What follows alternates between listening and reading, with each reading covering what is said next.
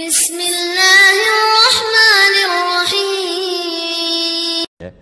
Isu Wahabi ternyata bukan hanya di negeri kita, tetapi di dunia ini. Beliau tahu. Dan nanti akan ada kisah menarik tentang Wahabi. Nama yang menjadi simbol keburukan, Muhammad bin Abdul Wahab, senasib dengan Ibnu Taimiyah. Beda dengan Imam Syafi'i, Imam Bukhari, Imam Nawawi. Saya kira mereka-mereka ini yang saya sebut belakangan ini, namanya baik di hati kaum muslimin. Adakah kaum muslimin ahlul bidah yang membenci Imam Syafi'i? Tidak ada. Imam Nawawi? Tidak ada. Imam Ahmad? Tidak ada. Beda dengan Ibnu Taimiyah, Muhammad bin Abdul Wahab. Ada yang membenci? Banyak sekali. Banyak sekali. Sangat banyak. Kenapa? Itulah tahzir. Tahzir yang tidak benar.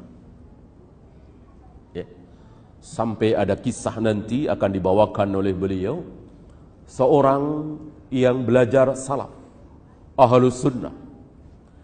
Kemudian dia merantau. Dia bertemu dengan seorang syekh, seorang guru yang bagus, yang lurus, yang baik. Tapi sayang, syekhnya ini, gurunya ini termakan. Sama dengan saudara-saudara kita hari ini, termakan istilah Wahabi. Jadi ketika disebut Wahabi, inilah sesat, inilah aliran sesat. Pendirinya siapa? Muhammad bin Abdul Wahab. Diceritakan fitnah-fitnah. Yang mau membongkar kubur Nabi, yang mau ratakan kubur para sahabat, yang buruk-buruknya tentunya. Yang baiknya tentu tidak disebut, namanya juga mentakzir. Termasuk si syekh ini. Maka dalam setiap pelajarannya selalu menjelek-jelekkan Muhammad bin Abdul Wahab. Hati-hati, jangan baca tulisan dia. Dia sikoh dengan gurunya kan. Si syekh ini kan punya guru tentunya. Sikoh dengan gurunya. Anak muda ini prihatin. Anak muda ini tahu siapa Syekh Muhammad bin Abdul Wahab. Satu ketika kitab tauhid, tulisan Syekh Muhammad bin Abdul Wahab dibuang sampulnya. Tulisan bahwa penulisnya adalah Muhammad bin Abdul Wahab dibuang. Dia bawa.